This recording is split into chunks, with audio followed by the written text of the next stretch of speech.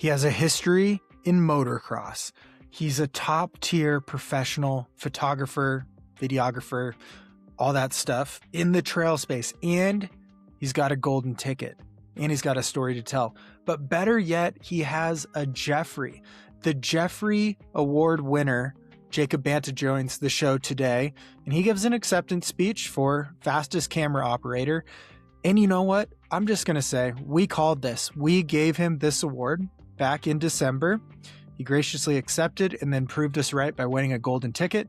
So first is the Free Outside show in our prediction. So me and Derek are the winners here. So this will be a good episode. A lot is happening. My rib still definitely hurts, but I think at least it's bone, ligaments and tendons and stuff like that feels a little scarier, like it might not heal up the same. So just a little more rest, probably start with biking in a couple weeks. Oh well, working on a lot of stuff over here. We have something cool to announce maybe next week that will be coming out in the summer. We are, we're trying to build an empire over here. So if you want to join that empire, you can be a member of our free Strava club. It's called Free Outside. Or you can join on Patreon, patreon.com/freeoutside. But some more news. Also, if you want to hang out, I am going to be at the retreat on the East Coast in the White Mountains with Eli Brakian and Justin Chapman.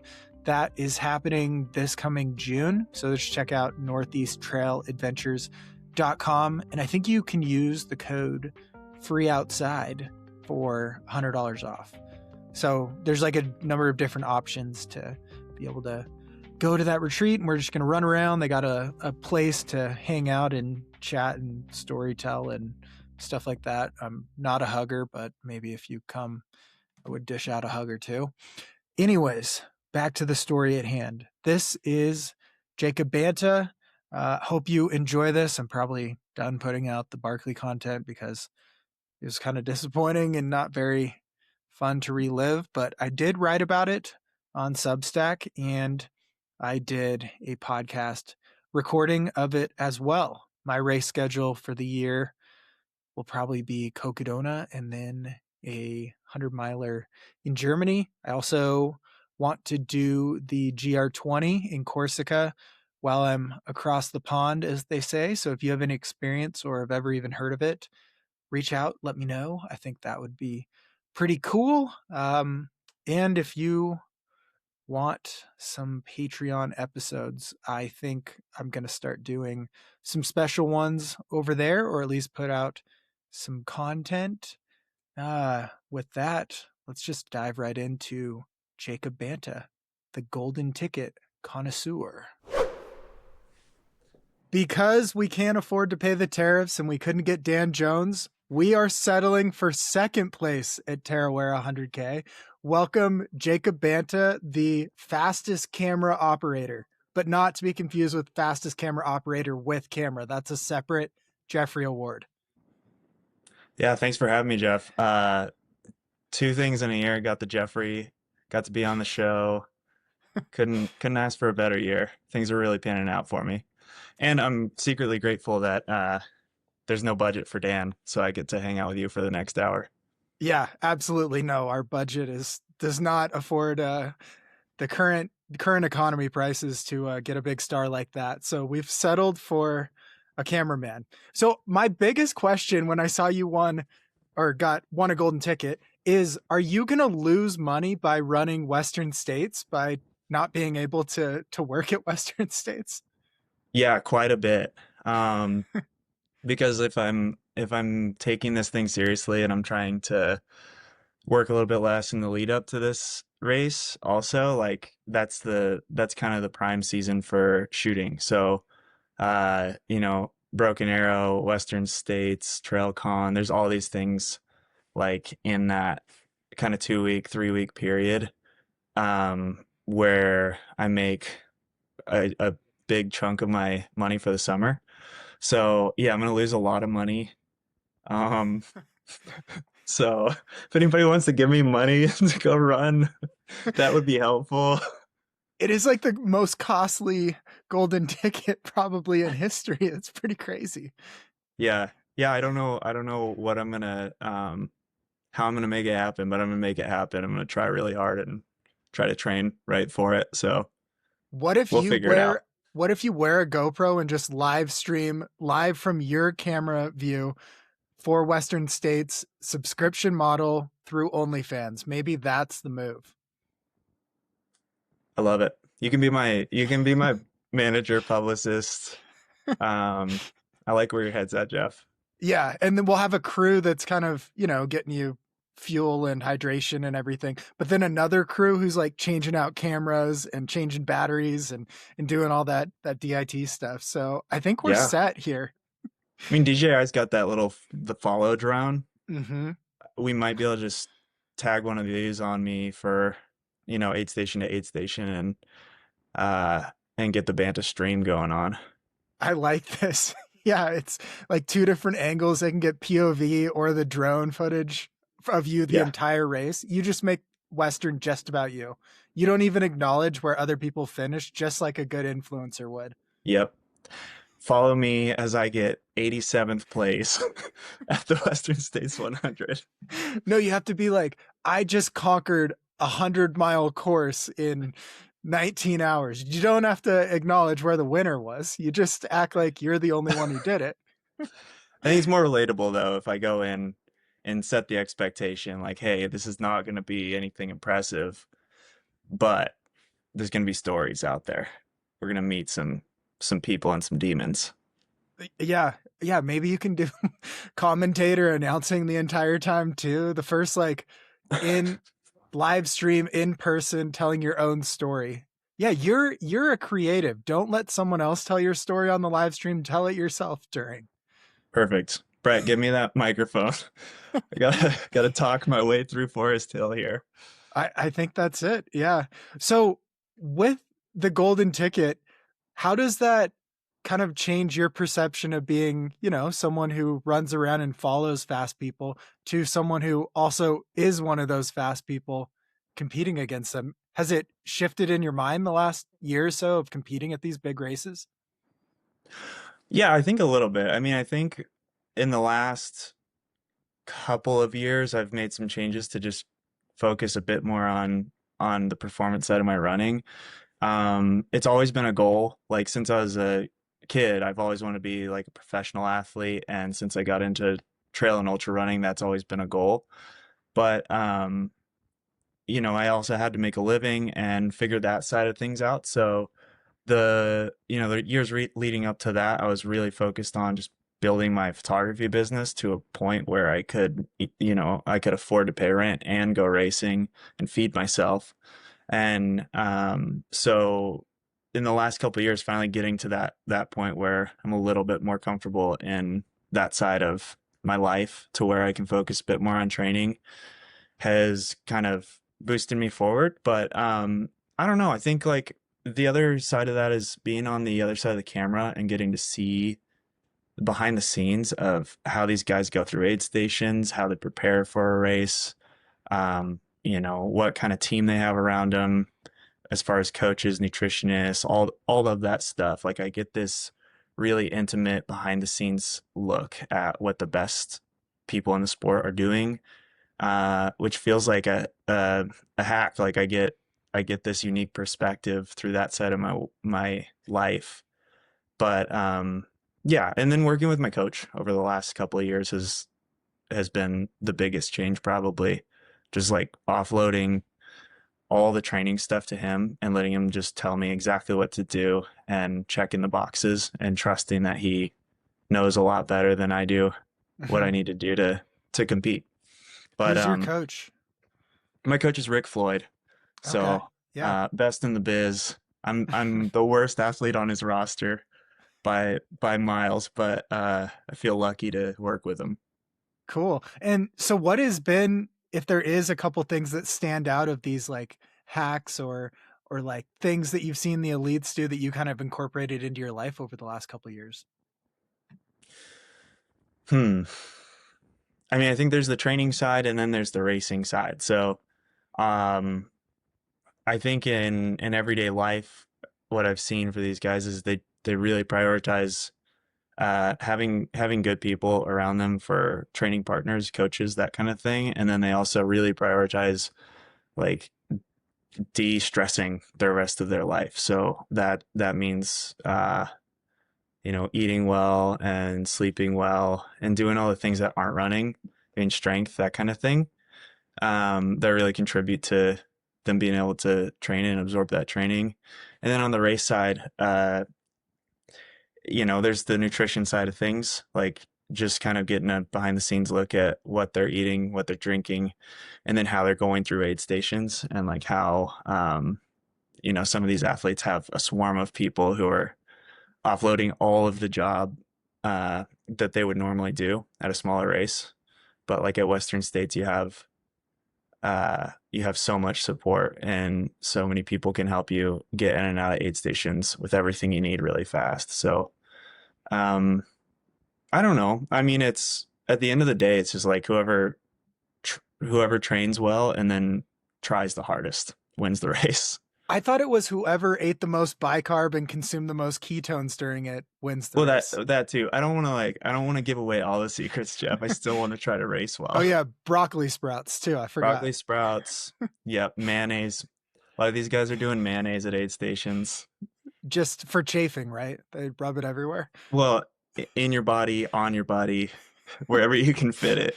It's the miracle food. Miracle Whip. It's called Miracle Whip for a reason. You just put that everywhere. I like that. That's Yeah. wow. We've really solved something here. So, yeah, I mean, I didn't think we were going to go there, but probably the main hack that I've seen is Miracle Whip. Yeah. And then just like a squirt of mustard if you have cramps going on, and then you're good to go. You got it. You've been in this world long enough. You know what to do. I think this is the first podcast these secrets have been spilled on, so I think it's going to blow up. I'm going to have to clip this and look for people mayonnaising at your next ultra. You heard it here, folks. Free outside. Yeah, nutrition. The Banta way. Yeah, that's right. So let's go back in time because you do have, it's really cool. You're going to be like a runner, a pro runner, and a pro creative who doesn't film himself being a runner, really. That's like the crazy combo. But what sport did you want to be a pro in? I will always say I wanted to be in the NBA. What did you want to do when you were little? So like as a elementary, middle school kid, I played all the normal sports, did football, lacrosse, track for a little bit. But when I was like 11 or 12, I started racing motocross. Whoa. And that was like my life from 12 years old to 22, 23 was like fully focused on trying to be a pro motocross and supercross racer. Wow. And I've had a ton of head injuries. I've had a ton of like other things with my body because of that sport. It's also super expensive and really, really dangerous. So that was my dream, was to be like a top supercross racer. Where'd you grow up? Where are you So doing this? I split time. My dad lived in Florida, in South Florida, and my mom lived in Colorado Springs. So I would go to the school year in Colorado, and then like the day after school got out, I'd fly to Florida and spend the summers down there with him. So yeah, I would race through the winter, basically, race motocross, and then go to Florida and like surf and skimboard and fish and do all these other things. It's like the ideal childhood. It sounds pretty great. So what's like the biggest, craziest crash you had in motocross, and how did it happen? One of the last ones, I was in Phoenix and I was just at kind of our local track. It was just a practice day. And there was like a fourth gear roller section. So you're going pretty fast and there's like this section you kind of have to rhythm through. And I just mistimed it and went over the bars and the bike landed on me and I knocked myself out and then I broke my pelvis and my tib fib on the other side. So I kind of had this major injury on both sides of my body with a head injury. So I was just I was kind of bound to a wheelchair there for the next 6 weeks or so. which was a bit Oh, rough.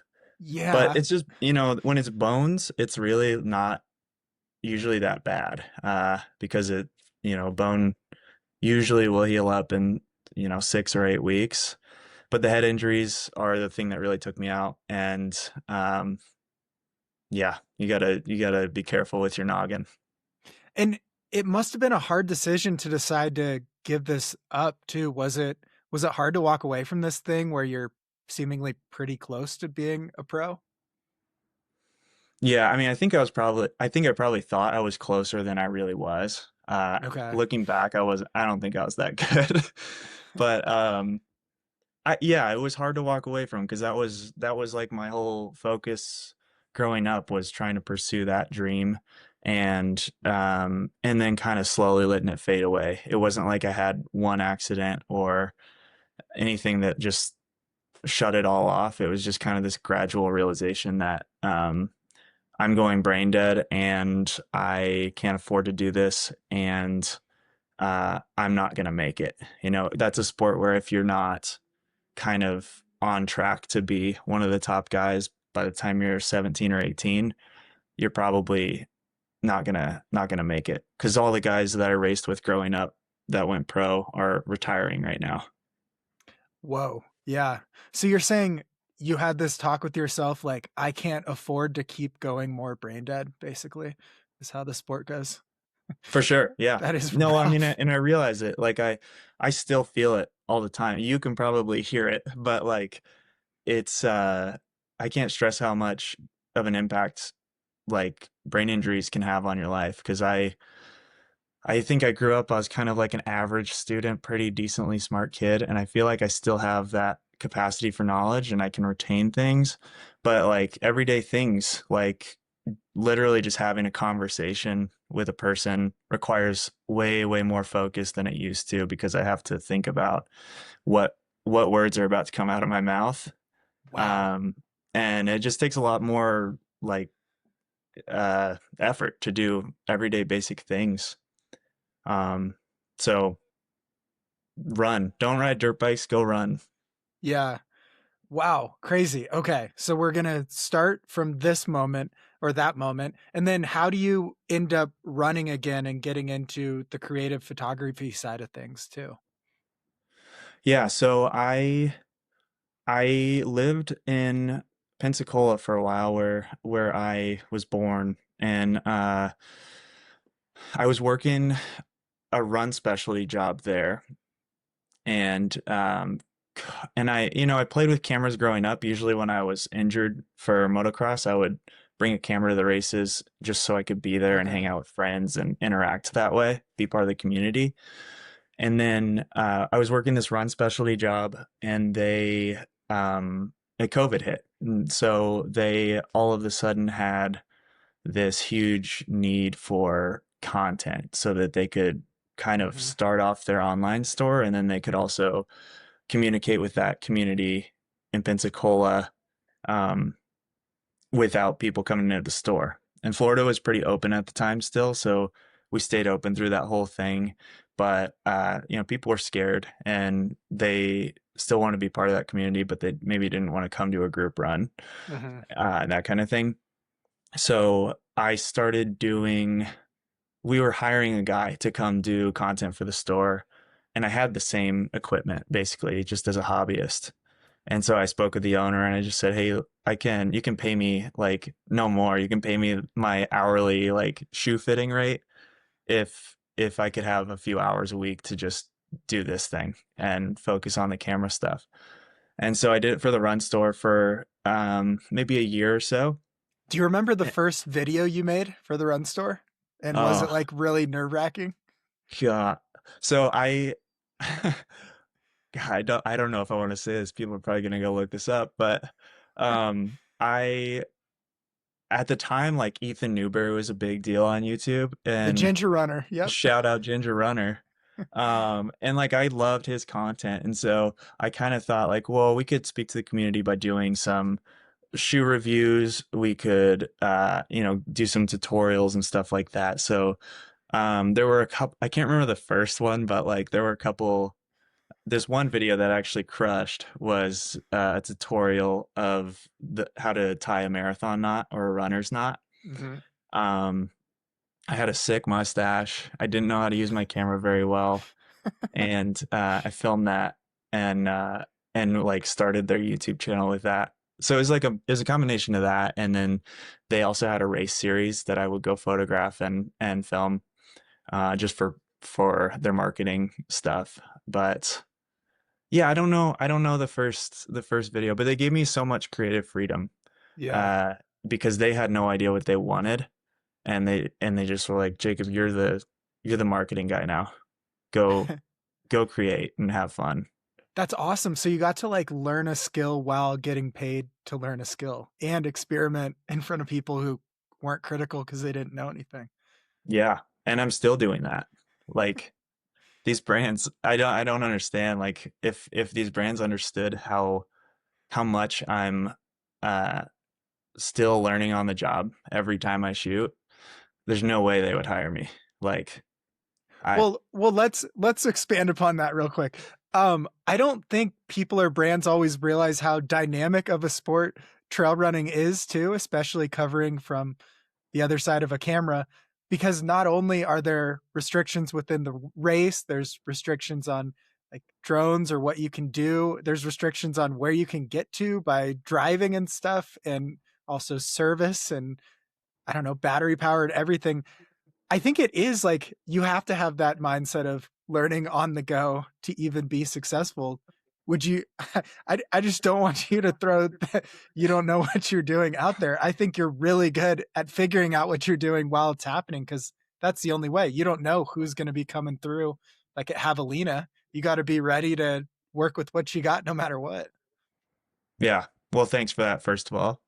Um, yeah, I mean, I think one of the things that's appealing about what I do specifically is it's like I love the sport of trail running so much, and I participate and I study it like all day, every day, basically. And so I understand the sport and I understand like maybe what brands want out of a weekend from a race. I understand what the kind of important storyline pieces are during a Hmm. race, so I can be sure to be in the right place at the right time. And then I think like the maybe the one differentiator that I have is like you can put a camera in my hand and tell me to go run next to Killian for 30 minutes and I can do For it. 100 miles, I mean 30 minutes. Not for 100 miles, but Well, Western um states, we get to we'll test see. it. We'll see. We get to face off.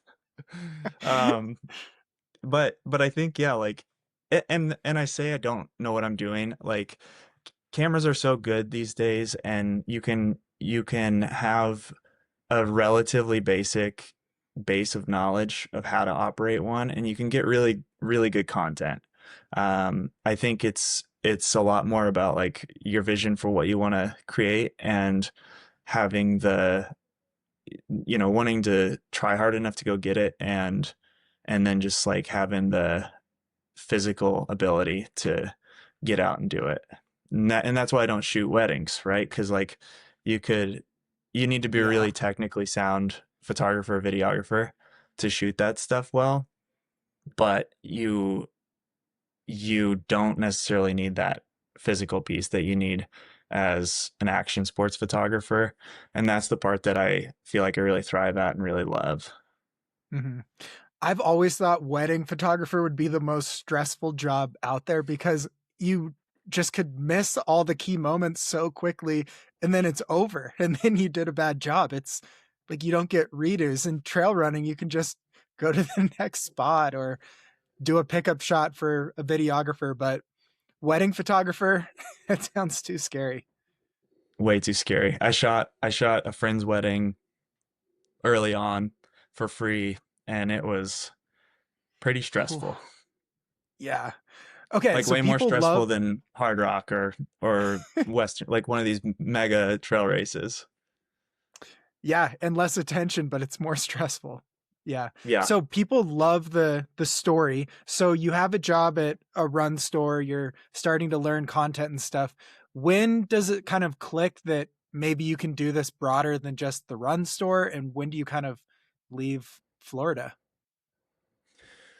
Yeah, so I was there at the store for about a year during or like through that first part of COVID, and I had this dream to run across the United States, and I was like kind of like scheming to figure out how I could do that, saving up a little bit of money and trying to make that happen. And then and I wanted to do that unsupported, kind of if you've seen Ricky Gates' film and his book, I kind of wanted to do it that style and just like interact with people on the ground and not go for a speed record, but do that kind of thing. And I think at that point in my life, I was feeling like a little bit lost and what the next thing was. I didn't want to stay. I didn't want to own a run specialty store. I didn't want to manage one. So I was kind of clawing and trying to figure out what was next.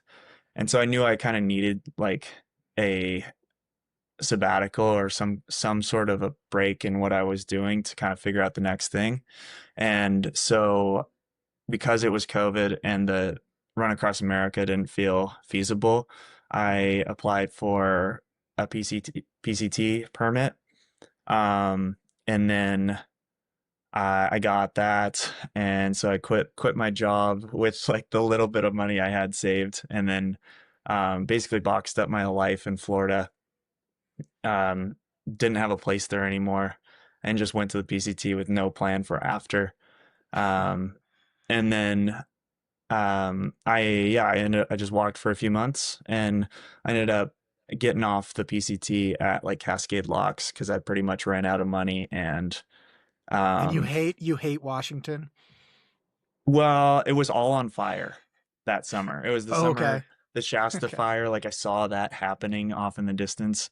Oh, I got to Crater Lake and like you know, the little like mountain in the middle of the lake. Wizard Island. Like, Yeah. Yep. yeah, you could barely see that because there was so much smoke settled in there. It was Oh really God. wild and scary. So anyways, it was all on fire. I was basically out of money, so I had to get off. But from that, I when I walked through Mammoth, I went through Mammoth for a resupply and just like fell in love with that place. And I was like, I got to figure out a way to end up here. And it feels like, and I knew kind of during that long walk, I just like felt intuitively like photography was the thing that I wanted to pursue next. Hmm. And and I felt like I needed to land on the West Coast where there was more opportunities to shoot with bigger athletes, bigger events, that sort of thing. Um, and so, yeah, I got off the trail. I ended up in Mammoth for about a year and then moved up to Truckee just because it made way more sense logistically um, for traveling to races and that sort of thing. And yeah, and I started shooting like for almost no money. And at Yeah. first, when I was in Mammoth, I was I was just being scrappy. I was trying to find small races that I could go shoot for a few $100 and had some success in that. But I was also ski instructing to kind of supplement that income and be able to pay rent and feed myself. Um, and yeah, and then it just has over the last 5 years, 6 years, it's just kind of like been this really slow, grindy progression to where now I can um I could drink orange juice with breakfast and Yeah. not feel like it's orange juice or rent.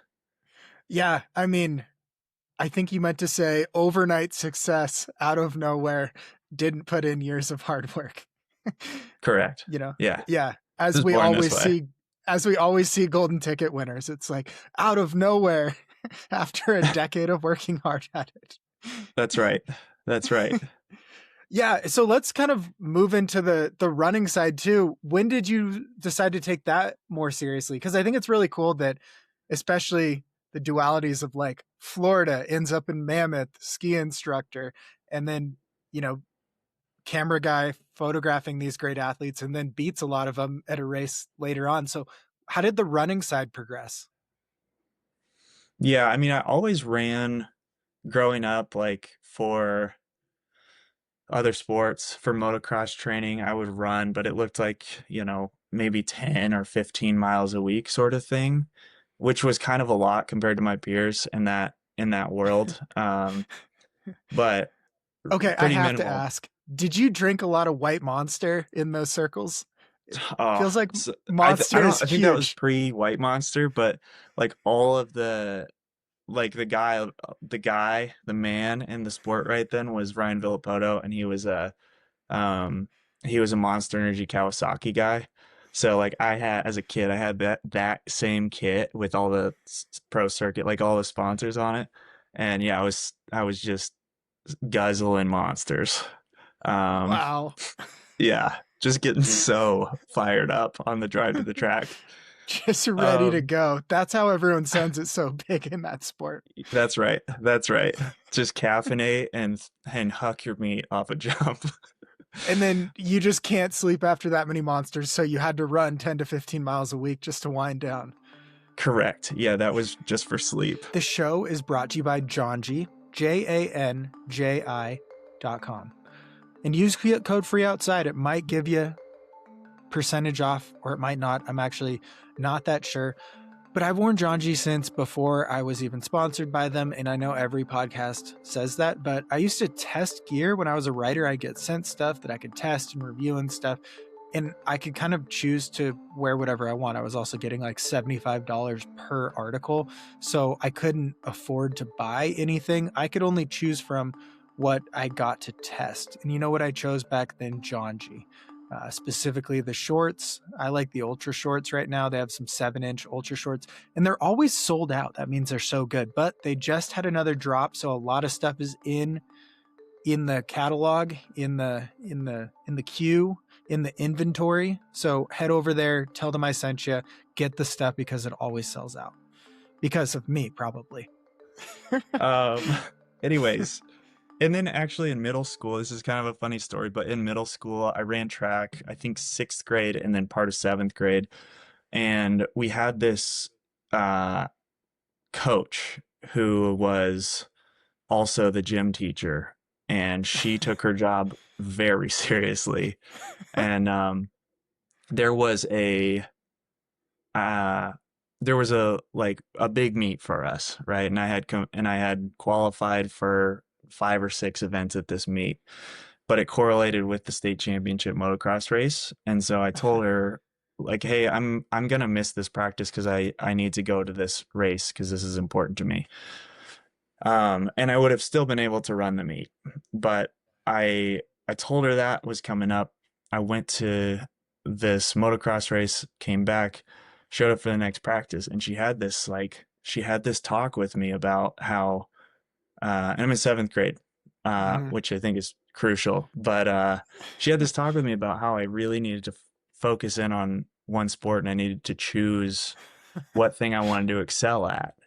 Um, and she's like very adamant about me making this decision. And so of course I said, like, I quit the team. I'm gonna go race motocross. Yeah. And so that left kind of a bad taste in my mouth for the next years. I didn't run in high school. I didn't go to college, and and I didn't like want to pursue that track and field lane because of that. Um, but then yeah, I mean, I think later in life, I when I was kind of getting out of motocross, I felt like I needed something competitive Hmm. that I could try really hard at that was not going to break my body or my brain or my bank account. You didn't find Um, chess.com wasn't an option? well, I'm not smart enough. Like the Mm, thing, the thing I love about running is it's literally just who can try harder. yeah. Uh, and that's it. Run from A to B as fast as you can. Whoever prepares the best and tries the hardest wins the race. And it takes no finesse, no coordination. It's great for people who are bad at sports. And I love that about it. They're just really, really good at exercising. The best exercisers. And I've always been a very good exerciser. Like Jacob my Banta, the whole life. best exerciser. Yes. Oh man, if I could get that Jeffrey next year, whew, That life is a would be great made. award title. Yeah. Okay, you're on the nominee list. We'll create that one because we can Yes. create any awards we want. Thank you. Yeah. Actually, while we're on this tangent, how we give out the Jeffreys is we list all 20 of the people we want to give an award to, and then we have to just create the awards to make them be able to get an award. So, it's very above board. Oh, So we yeah. knew we wanted No, to I give like you an that. award, but we just had to figure out how. Thank you for that. I'm honored.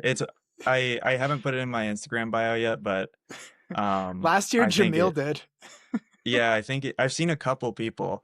Um, Yeah, I'm always writing this line between trying to be professional and like be able to sell myself to a brand as a media professional, and also like this world and this sport are so freaking ridiculous and silly. And so I really appreciate when there's things like the Jeffries out there. Thank you. Well, I've always rode this line and I'm not always good at telling where it is, but the first race I did after signing with John G for the pre-race photo, I just got like an old wife beater tank top and wrote JOHNG, John G. And that was how I announced I was running for John G. And it was like, I sure hope they appreciate this because it's going to be really awkward if they don't get my sense of humor here. And Th- we've been together ever since.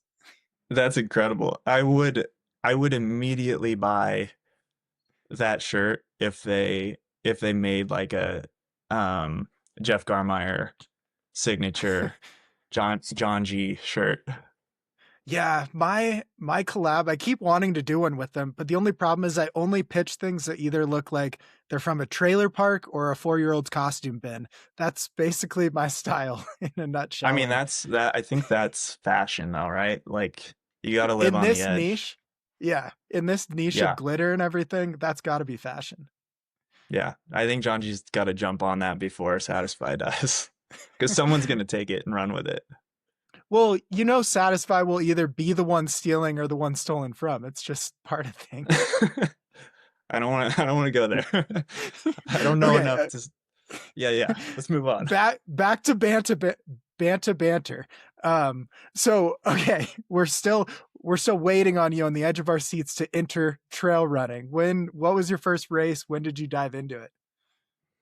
My first trail race, well, I think I had run a couple trail races growing up, like shorter stuff, 10Ks and stuff.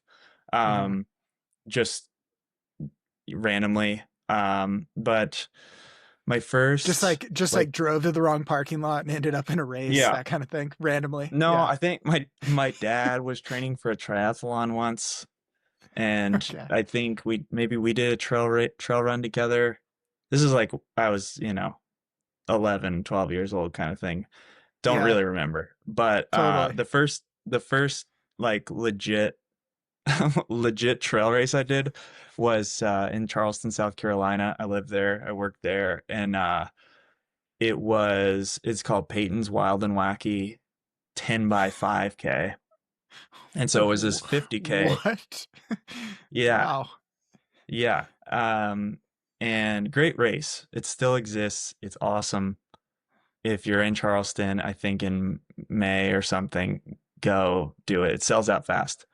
Um, but yeah, it was this 10 by 5K format, which I liked because it felt approachable. And basically Hmm. what it was you run this loop, and then there's a mass start at the beginning of every hour. So if you run 20 minutes for your loop, then you have the next 40 minutes to chill out, and then you start Wow. again, and it's a cumulative time.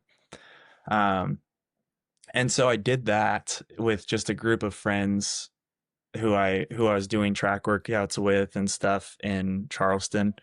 And I ended up winning that race, and it was deep. Wow. I mean, Yeah. there was some crushers on the start line that day. Jim Uh, Walmsley, Connor Mance, it looks like Grant Fisher no, was no, there, more like there was like Cole Hawker. Mount Pleasant track club kids that from the middle school, Yeah, who were doing it as a relay, of course.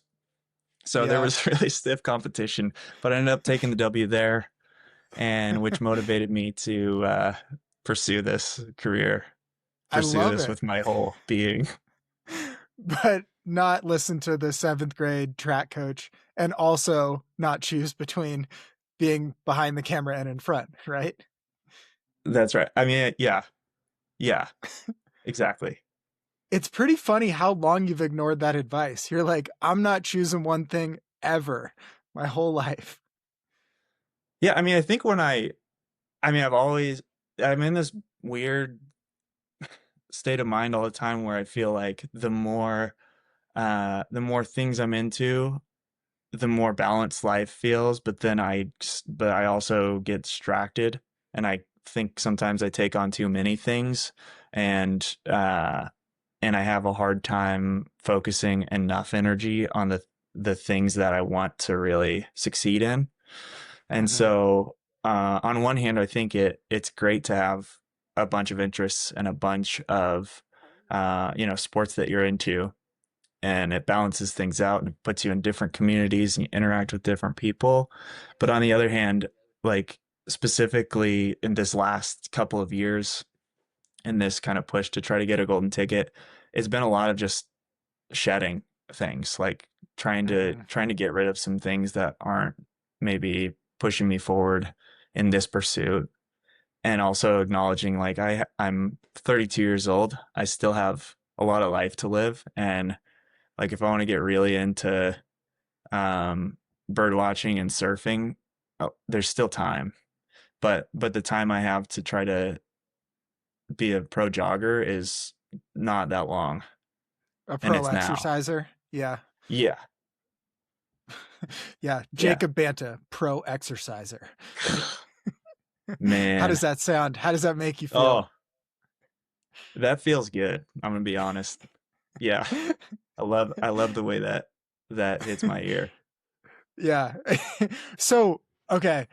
I think a lot of people, because like golden ticket is, so visible and posted a number of places, but they kind of neglect to feel out or see kind of the journey to it. So how many times have you showed up at a race with kind of that thought of going for a golden ticket, or when did that thought of this is what I want to chase start? Because I assume it wasn't 3 weeks ago. No, certainly not. Um, it's always been a dream since I knew about Western states. Uh, I've always wanted to do that. In fact, I've like not and I've intentionally not applied for the lottery some years because I like convinced myself like if I'm gonna run Western states, it's gonna be via golden ticket. Mm-hmm. Um, and then I think I wised up and realized maybe that wasn't gonna happen, so I started putting in for the lottery again. But uh, yeah, I mean, it's been a dream for years, but I think in the last couple of years, like I actually went and ran Tarawera last year, Mm-hmm. and if I look back at my build to that, it was apparent that I wasn't going to be at the front of that race. I ended up finishing seventh, and I made a lot of mistakes, but I had a decent day. You know, I Yeah. felt like I was close enough to that next group of runners that it was at least something that maybe was within reach in a year or two. And then, um, yeah, the last 6 months, I've been really intentional about like trying to create space. I worked a lot this summer trying to bank some cash so that I could sort of um, sponsor myself and like allow myself some more freedom to spend time training and a little bit less of my focus on the work side of things. And it's been that. It's been having Rick, my coach, just give me boxes to check and going and doing it. Mm-hmm. Um, and yeah, and then honestly, I mean, even I had a conversation with my coach right before the race this year, like the day before, and in that conversation, I was I was looking at the start list and I was like, this is the only way this is going to happen is if there's like heavy attrition at the front of this race. And we were talking about like tactics and strategy. And I kind of assumed like, hey, I should go out pretty hard, but I want to probably sit in that second group of runners and hope that those like 900 UTMB index guys um, battle a little too hard and fall apart, and then I'm able to snag that last spot. Um, and fortunately, Rick said like, if you're gonna get a golden ticket, you're not gonna do it that way. That would have worked maybe 5 years ago, but now people just don't fall apart. So he's like, you need to go. Don't worry about the clock. You need to go race for position. Um, Hmm. which feels good to me because that's been my whole upbringing is like doesn't matter what the clock says, like you got to race the person in front of you. um and so that was scary, but it also felt like a little bit freeing. Just like, I mean, the worst thing that happens is you go out and you try to Yeah. race some of these guys and you fall apart and you have a C plus day and you don't get a golden ticket. But at best, you have an A plus day and you do get a golden ticket. Yeah, it's sort of like aiming for a B and being pretty sure you're going to get either a B plus or a C plus. Like there's very little room for massive failure or massive success, and going taking that swing, I think, is what these golden ticket races have kind of become. Hmm. How did it feel when your race is going according to plan? It looks like you've got a shot in the second half. Are you confident? Are you stoked? Or are you worried and nervous that it could fall apart? Yeah, all of that. Um, I mean, like the first 10 or 15K is really, really fast. It's kind of on these fire Mhm. roads. The first half of the course it runs a lot faster than the second half, kind of similar to Black Canyon. But it's well, first it was like nuclear rain, which I was really stoked about as a little Florida kid. I love that those nasty conditions. I think it becomes a lot more of a mental race than a physical one when that stuff happens. But the first 15K or so is so fast, and I was worried. I was like, that this is not sustainable. This is too fast. And if this doesn't settle into some sort of rhythm soon, I'm gonna have to adjust my plan a little bit just to salvage myself. And fortunately it did. It kind of like it gets a little bit more technical. You get into the jungle sections and people start to kind of sort out into their respective places. Um, and so it was going well. I think I was in fifth or sixth through a lot of that first kind of third of the race. Are you And guys chatting in a group in that early portion? Is anyone uh, chatting, or are you listening not to each other's breathing and being like, he'll fail? a little bit. Yeah, yeah. Um, for sure. I mean, I'm big on that. Like, I love watching just people's body language. Hmm. But no, I said to Ryan Thrower was running and filming a lot of this, and I chat with him sometimes. Yeah. And like, there's in the recap video, you catch the tail end of it, but there's a section, and like they all just like blast through this aid station, and I just take care of myself, get what I need. And Hmm. I like turn to Ryan. I'm like, dude, these guys are not having nearly enough fun at these snack stations. Like they're just in and out so fast. Um, and so yeah, it's a pretty serious vibe. I tried to talk to Shin, because shout out Patty O'Leary is a buddy of his, and he asked me to say hello for him. But Shin does not speak any English, so that That interaction was was tough. it was a little tough, but we had a moment. Um, but no, not a whole lot of chatter going on. Um, yeah. Yeah. Yeah, they're not enjoying the snack stations because their sponsors paid for their nutrition. You're trying to maximize your entry fee. Amen. Yeah, I got to get that prize money. Literally, like the prize money is, I think it's in New Zealand dollars, so I'm not exactly sure yet, but I think it's almost perfectly enough to register me for Western States. Oh my God. It's pretty crazy that you have to use your winnings to register for the next race. It's probably like very motocross style when you're trying to make it too. Very much. Yeah, it feels at this stage in my running career, it feels very similar to that privateer motocross life. Sawyer is the next sponsor of the show. Wow, I look Minnesotan and I sort of sound it too right now. Sawyer though, Sawyer Products. Actually, I know one of the people lives in Michigan, so close enough. But Sawyer, it's got water filters. It's got permethrin. You can treat your clothes that'll withstand multiple washes against tick and mosquito because nothing is more annoying than mosquitoes, and ticks can give you Lyme disease. But the feature product that Allison loves so much is the Sawyer sunscreen. You put it on once, you're good all day. She even bought some with her own money. And if you didn't hear that ad, listen to her Barkley recap episode. So, Sawyer products, get them at Walmart, Cabela's, anywhere. I think SawyerProducts.net. Link down below to all these sponsors.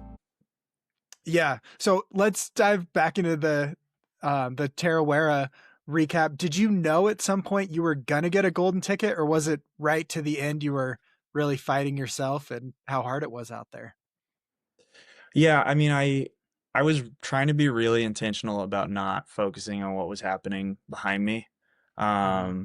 Because it doesn't matter. Like I knew Dan was out of reach. Um, and I knew like the rest of the pack was behind me. I was in second from like 24 miles on. I was in second the whole rest of the race. So uh that was like it was a pretty scary moment when I passed Petter for second place, just because he's incredible and like I think he was having some GI distress or something, and ultimately he ended up dropping. But it felt like uh risky when I was running there next to him, and then like there was a specific part of the course that my coach told me to push on this specific climb, and so I did that and I pushed there and I put a little bit of a gap between me and Petter.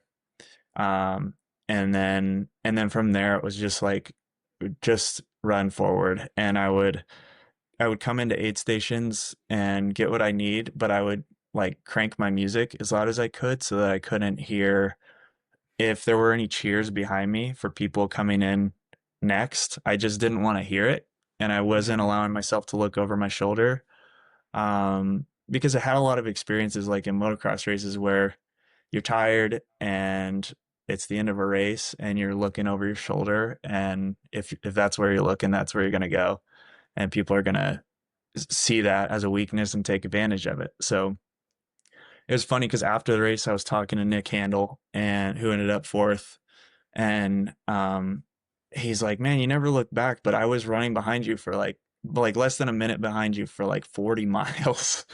Oh my God. And I had no idea. Yeah. um and I'm grateful for that, because like Nick in November, Nick obliterated me at the Quad Dipsy. It's a 28-mile race with 10K of vert, and he beat me by like 15 minutes. So he's Wow. he's an incredible runner, and another San Francisco guy. And I think had I known that he was right there on the hunt, I probably I probably would have like lost that mental battle with myself Mm-hmm. of like, okay, he looks good, I feel bad, time to let him go. So I Yeah. just tried to focus forward and keep pushing. But yeah, I didn't really allow myself to accept that I was gonna get a golden ticket until that you go through these sulfur fields at the very end after all the muddy sections, and you're on basically a bike path to the finish. Um, and I know like that's my strength, is running fast on flat stuff. So I was like, even if someone catches me here, they won't beat me on this terrain. So Mm-hmm. that's when I kind of knew, and I tried to just kind of soak it in. But there was like people at the last aid station saying congratulations on the ticket and all this, and I was like, don't Like, don't put that in my head. Like, it ain't over till it's over. You gotta race to the line. Yeah, you can't jinx a no hitter. That's And right. then what did it feel like when you finally finished and achieved this golden ticket kind of secret goal for the last few years? Yeah. Euphoria, like just intense joy. Like I Yeah. I didn't expect it, to be honest. I thought, like, based on the training, I knew I was in pretty good shape, but I thought I was probably still another year out from having a performance like that, if I was honest with myself. And my coach had faith that I could do it, and there were people around me saying that, but it's hard to believe that and uh, until it's real and it's happening. Um, but yeah, I mean, I had visualized that finish line hundreds of times. Um, and and it came to fruition just the way I had dreamed it. And um, yeah, it just was really special. Ryan Thrower and Addie were there at the finish. Got to give them hugs. Emily Hoggood was there, so there's like really great community Hmm. there.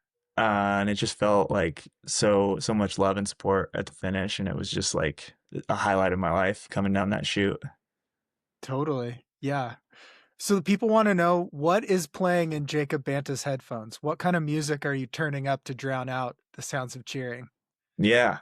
Um, so my top album last year on my Spotify was Gunfighter Ballads and Trail Songs by Marty Robbins. So I listen to like a lot of 60s country, Hank Okay. Williams, Marty Yep. Robbins, Roger Miller. And then interspersed in there, there's like some electronic music, and I really like 90s hip hop. So there's like some Gang Starr in there. Uh, that kind of stuff. But that's a mix. But I would say like a lot of Doc Watson, a lot of old bluegrass and country stuff. Yeah. Do you have a playlist that you use or do you just like shuffle, go all over the place? I have playlists. So yeah, and I actually usually for longer races I'll have like my just listen to this playlist, and then I'll have a playlist that's specifically like my calm songs. Um because I feel like I'm a guy who it's like it's rare that I need a whole lot of like pick me up during a race. Hmm. What I usually need is like to settle in, and So because I like get some too hot. Enya. It's like a lot of piano music and just Hmm. and like guitar, ukulele music, just like really chill stuff you would meditate to. Um Okay. so that I can like just bring myself back down to baseline and just move and not like not get too ramped up and uh destroy myself. Yeah. I think that's huge. That's half the battle of multi-hour races is staying kind of in the pocket, not too high, not too low. So this Yeah. section, this part of the program, I have called "Create Jacob Banta's Ideal Life." So, what is your ideal life? You're a Jeffrey Award winner. You're a photographer, videographer. You're a golden ticket winner. You're a California resident. You're all these things. What is your ideal life combining these into where you're going to thrive? Yeah, I mean, I think that that answer probably evolves as I evolve as a human, but I think in the near term, like what I would love is to be able to support myself as a pro runner and focus on that fully, and then kind of use my skills behind the camera as a um, like as a hobby, but also as a way to just connect with different communities that I maybe wouldn't normally get to hang out Hmm. with. But yeah, I mean, I think like my ideal life is get paid to go travel around and run with great people and like connect with people and when I'm feeling the most authentically me. Like I'm not worried about I got to go shoot this quinceañera so I can pay rent or whatever. Like I love the camera work that I do, but I also there's times when it's out of necessity and I have to take X, Y, and Z Hmm. jobs that maybe don't feel as as soul filling and as meaningful. And if I could travel around with buddies and shoot content and run in beautiful places, um, and like just interact and be nice with people and see new Hmm. places. That's a really broad answer, but I basically want to move around and jog with friends. Yeah. You want to be a pro runner that also gets to have a really good time. And Yeah, sometimes want to have a people good can time. watch your life. Yeah. You want to be like if Listers was about pro runners. Precisely. Yeah. If you haven't seen Listers, go watch it. Right now it's on YouTube. Best documentary I've seen all year. Our next sponsor is Garage Grown Gear. We just re-upped for another year. They are the marketplace for whatever you may need. You need a backpack, check them out. You need socks, toe socks, a camping meal before your race, a camping chair, a tent, a sleeping bag, a sleeping pad, even shoes. You can find it and compare companies at garagegrowngear.com. Simply the marketplace for small businesses and from kind of all over. And they do this really cool thing where you can learn about the founders and the company on the site as well. So check them out, garagegrowngear.com. Yeah, give a quick sentence recap because you told me about it. Now I've seen it twice. Like it's It's so so good good. and it's 2 hours long. How would you describe it for people? Listers is like they shot this film for $16,000. It's two brothers who go on a road trip and their only mission is to have a big year as birders. So they have no experience as birders. But this guy, like the opening scene, he's like, I just got high one day and I like decided that I wanted to um like learn more about this subculture. And so they spend a year in a minivan traveling around interviewing the top birders in the world and trying to compete at the top of the bird watching game. So it's a Yeah. beautiful story. It's very good. It's pretty funny. It's got the right amount of humor in it. Okay, this next section of the program we're calling Who Has Been to Bucky's Most Recently? So when is the last time you went to Bucky's? It's been too long. Um, Okay. I went 9 days ago, so I win. okay, you win. And I'm proud of you for that. I'm proud of you for that. But this summer, look out, because I'm gonna be on a Bucky's tear. What if you were a Bucky's sponsored runner? Hey, they got my number. Hit me They up. ba- they basically sell every possible thing you could ever need, so you could just outfit yourself from Bucky's. Yeah, I think my nutrition plan may change a little bit from like fluid nutrition to mostly fudge and hot dogs. But but it'd be sick. I mean, yeah, they have everything you need at a Bucky's. Yeah, Bucky's and and Waffle everything you House. If I had that, I'm set. that would be pretty iconic. That'd be incredible. Your little Waffle House uniform you're running in. God, yeah. Imagine that, a Waffle House kit. See, this is why you're going to be successful because you're aiming higher than just the trail industry. You're going mainstream. Yeah, I don't have any support in the running industry yet, but I'm already looking straight past it. You're aiming way higher. Yeah, I think that's the move. So, who All are you right. most excited about to race at Western States? Um, gosh, I think I may end up having a pretty epic battle with Tara Dower. Uh, she's so freaking good, and I think if I can hang with her, I'm in really great shape. Um, I don't know. I mean, it's so hard to say who you're gonna actually be able to race with because uh, we're Who are so. you excited to stand next to at the start line? I mean, I Killian, like. maybe?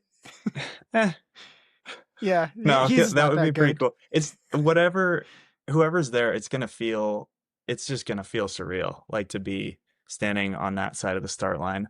Um, I think standing next to someone on a start line and racing them is a completely different story.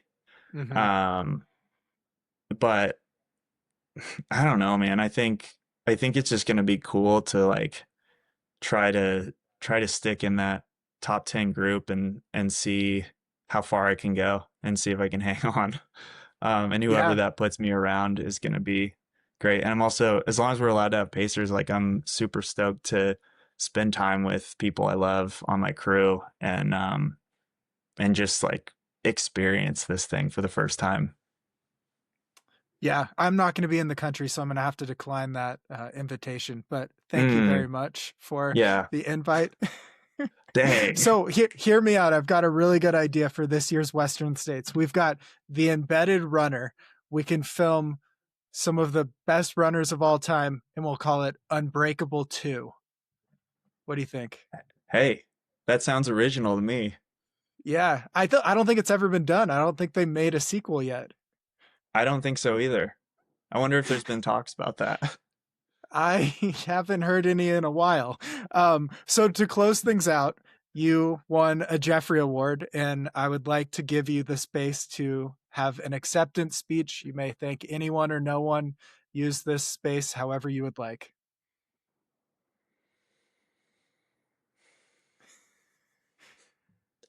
Wow, this is a moment. It Can I just is. can I just do the Ricky Bobby thing? You can do anything you want. No, I gotta thank my mom, I gotta thank my coach, my dad, all my friends who love me. You, Jeff, you've been a huge inspiration to me, mostly in the fashion world, I would say, more than the athletic world. But you got style. I appreciate you. You're kind to As I've people. taught you, fashion over function. Yeah. Yeah, I think a lot of these guys are missing the ball on how to really perform. You gotta look good to feel good. Uh so many people though. Like literally just the people.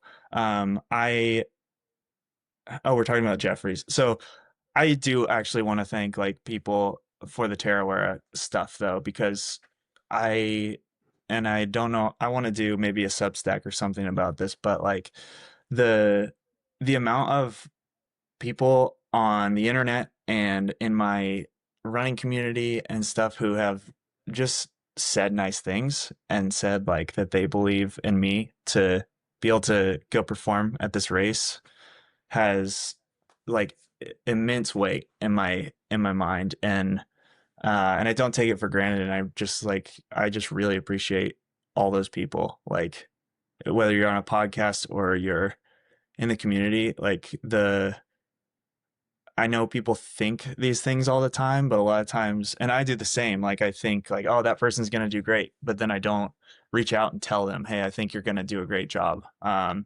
I think you're prepared.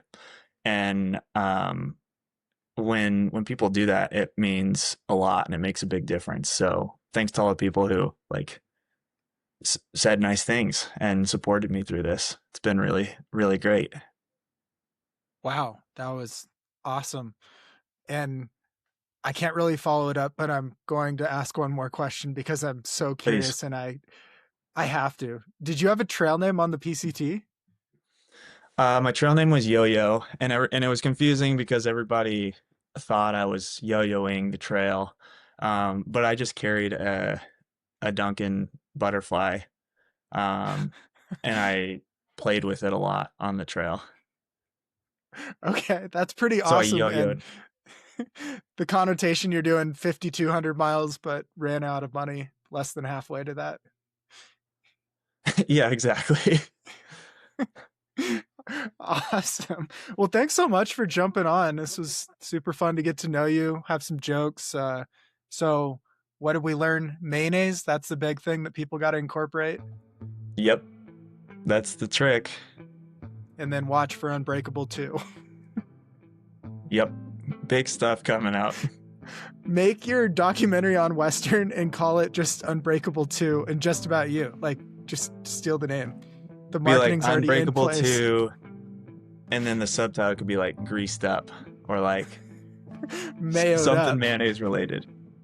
Thank you for listening to the show. I hope you learned something about our new favorite runner as podcasters, Jacob Banta, who's been on the other side of media and the other side now, so he gets to work it from all angles, and we'll be rooting for him as he toes the line at Western States.